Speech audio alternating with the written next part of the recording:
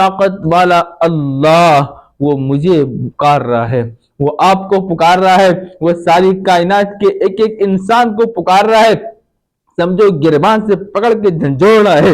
یا ایھا الانسان ما غرک بربک الکریم، یا ایھا الانسان ما غرک بربک الکریم۔ کاش ہم عربی کی فصاحت کو سمجھتے۔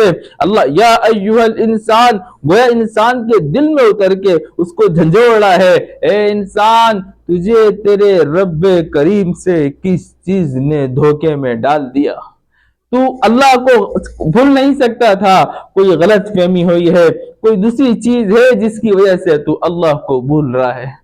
بتاؤ دوستو، یہ آیت ایک نمازی کو جہاں پکار رہی ہے، ایک شرابی کو بھی بلا رہی ہے۔ یہ آیت ایک جواری کو بھی بلا رہی ہے، ایک زانی کو بھی متوجہ کر رہی ہے۔ یہ آیت ہر انسان کے لیے ہے، ہر ایک کو اللہ بلا رہا ہے۔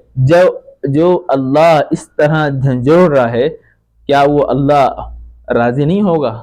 کیا وہ اللہ معاف نہیں کرے گا؟ کیا وہ اللہ دوستی نہیں کرے گا؟ وہ دوستی کے لیے تیار ہے۔ فَفِرُّوا إِلَى اللَّهِ، وہ خود کہہ رہا ہے یہ سارے تمہارے دشمن ہیں، یہ دنیا، یہ مال و دولت، یہ اللہ کو ناراض کر کے جتنی چیزیں ہیں، یہ سب تمہارے دشمن تمہیں کاٹ کھانے کے لیے تمہارے پیچھے دوڑ رہے ہیں، تم بھاگو بچو۔ ارے کہاں جائیں؟ کہ الی اللہ، اللہ کی طرف آؤ، اللہ ہی تمہارا ملجا ہے، اللہ ہی تمہارا مأویٰ ہے، وہ تم کو بچائے گا۔ یاد رکھنا وہ اللہ وہ صمد ہے۔ اللہ اکبر۔